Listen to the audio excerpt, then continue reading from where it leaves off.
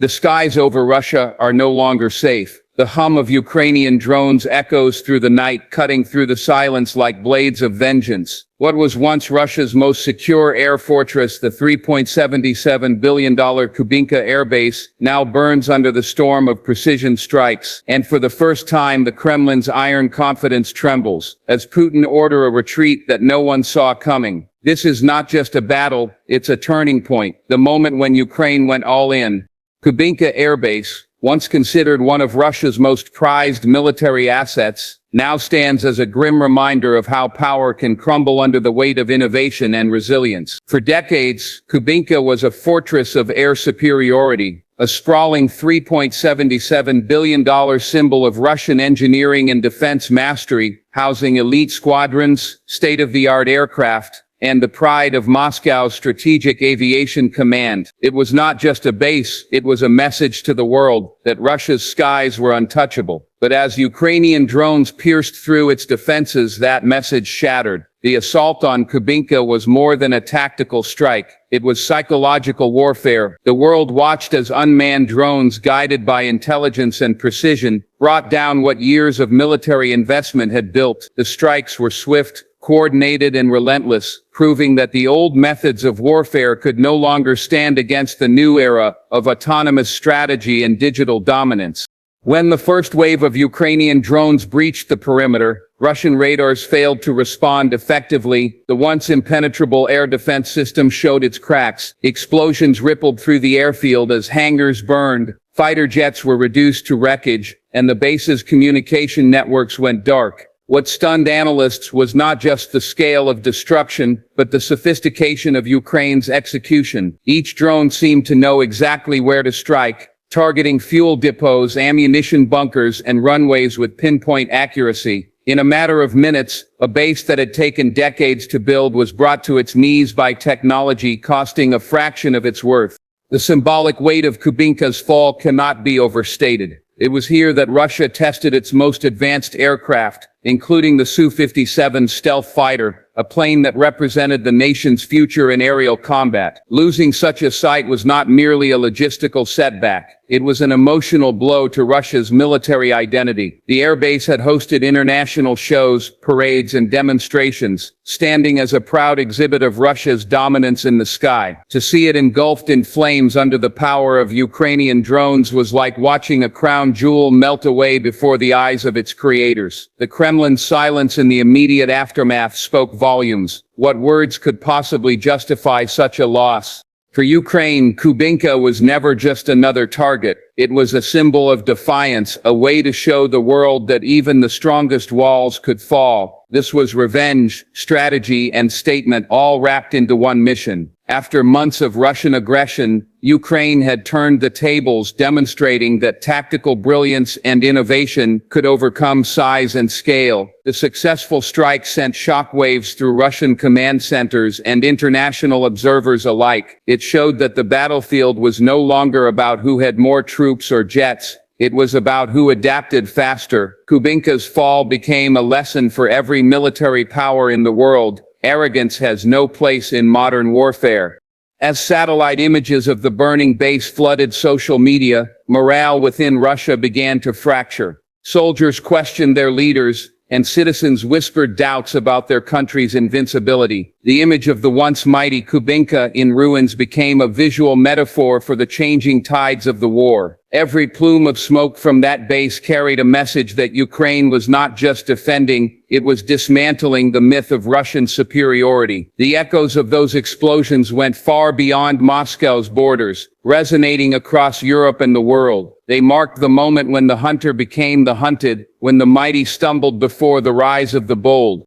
Kubinka's downfall is now etched in the chronicles of this war, not as an isolated incident, but as a symbol of transformation. It stands as proof that no amount of money, technology, or propaganda can shield a force from the consequences of underestimating its enemy. Ukraine's strike on the $3.77 billion base was not just a military victory, it was a rewriting of history, a declaration that strategy, courage, and innovation will always overpower fear and complacency. The fall of Kubinka was the fall of illusion, and from its ashes a new kind of warfare has emerged, one where precision and purpose outweigh might and pride.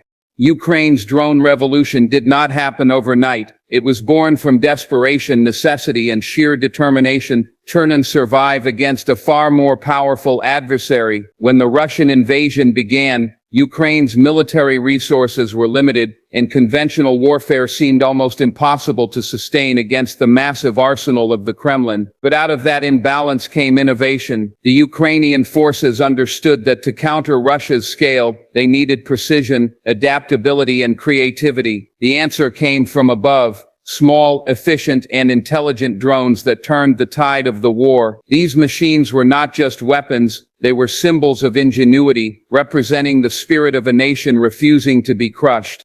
As the war evolved, so did Ukraine's technology. What began as modified commercial drones for reconnaissance quickly became lethal strike platforms capable of carrying explosives, identifying targets, and executing coordinated assaults. Unlike traditional aircraft that required massive infrastructure, pilot training, and expensive maintenance, drones were agile and cost-effective. Each drone in Ukraine's fleet was a force multiplier, capable of achieving what entire squadrons once did. The innovation was astonishing. 3D printed parts, AI-driven flight patterns, GPS jamming resistance, and real-time video streaming turned these small machines into precision assassins of the sky. One of the most powerful elements of Ukraine's drone strategy was decentralization. Instead of relying solely on asynchronous command, Ukraine empowered local operators and small tactical units with drone capabilities. This meant faster decision-making, flexible maneuvers, and constant adaptation to battlefield conditions. When Russia struck communications or power, drone teams improvised using mobile phones, portable antennas, and encrypted apps to continue operations. The result was a swarm of autonomous precision that overwhelmed Russian defenses. No longer did Ukraine need to match Russia tank for tank or jet for jet. Their drones became eyes, ears, and weapons rolled into one, reshaping how modern war was fought. The psychological impact was equally powerful. Russian troops, once confident in their armor and air cover, began to live in fear of the constant buzzing overhead. They could not see the enemy, they could not predict where the next strike would come from, and they could not rest. The drones followed them in trenches, ambushed convoys, and even hunted supply routes deep behind enemy lines. This unrelenting pressure eroded morale and made even the strongest fortifications feel vulnerable. Ukrainian operators nicknamed their drones with pride. Each flight was a mission of purpose, each strike a message that no target was beyond reach. What made Ukraine's drone warfare revolutionary was not just its effectiveness, but its adaptability. Civilian engineers, programmers, and young tech enthusiasts became an integral part of the defense effort. They transformed garages into drone workshops and coding labs into command centers. Every new prototype carried lessons from the battlefield: faster flight, longer range, higher payload. The blend of civilian creativity and military discipline turned Ukraine into a testing ground for the future of warfare. It wasn't the might of an army that fueled the revolution. It was the collective intelligence of a nation. International support amplified this transformation. Partnerships with Western allies provided advanced components, while open-source intelligence communities helped refine tactics and targets. Ukrainian drone developers collaborated globally, creating hybrid systems capable of both surveillance and precision attack. What emerged was not just a national defense strategy, but a global showcase of technological warfare evolution. The success of Ukrainian drones inspired other nations and redefined how conflicts could be fought in the 21st century. In the skies above Kubinka and beyond, These drones symbolized more than destruction. They embodied defiance. Every successful strike was a statement that Ukraine would not bow to oppression, that innovation could outmatch intimidation. The swarm of Ukrainian drones turning the Russian front into chaos became an emblem of courage and evolution. Traditional war doctrine was shattered, replaced by digital intelligence, machine learning, and human resilience. The world witnessed a small nation rewriting military history, not through overwhelming firepower, but through strategic brilliance and technological mastery. Ukraine's drones became the great equalizer, proving that in modern warfare it is not the size of your army that matters, but the sharpness of your mind and the precision of your will. When Putin ordered the retreat following the devastating drone strikes on Kubinka Air Base, it was not merely a tactical withdrawal, it was the unraveling of a narrative that had long defined Russian strength. For years, Putin had projected the image of an unbreakable leader commanding an invincible military. Every speech, every display of power, every parade through Red Square was designed to send one message to the world: Russia does not retreat. But now, faced with the relentless storm of Ukrainian drones and mounting losses, even that illusion began to fade. The decision to pull back was not born from strategy but from survival. It exposed fractures within the Russian military command, confusion among soldiers, and a growing sense of fear that spread faster than any fire on the battlefield.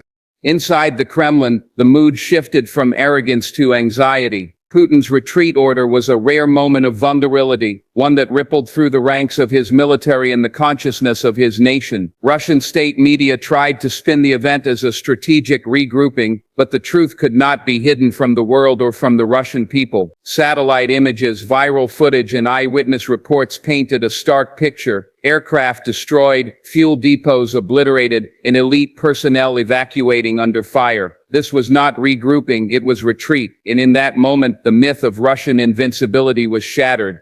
The psychological impact of this moment extended beyond the battlefield. For Russian troops on the ground, the retreat felt like betrayal. Soldiers who had been told they were fighting for glory and patriotism now found themselves in disarray, unsure of their purpose or their safety. Morale began to crumble. Reports of desertions increased, and the whispers of discontent grew louder. The once firm loyalty to the Kremlin started to waver, as families back home questioned why their sons were dying for a war that seemed increasingly futile. The propaganda machine could not drown out the voices of mothers, soldiers, and civilians who began to see through the veil of lies.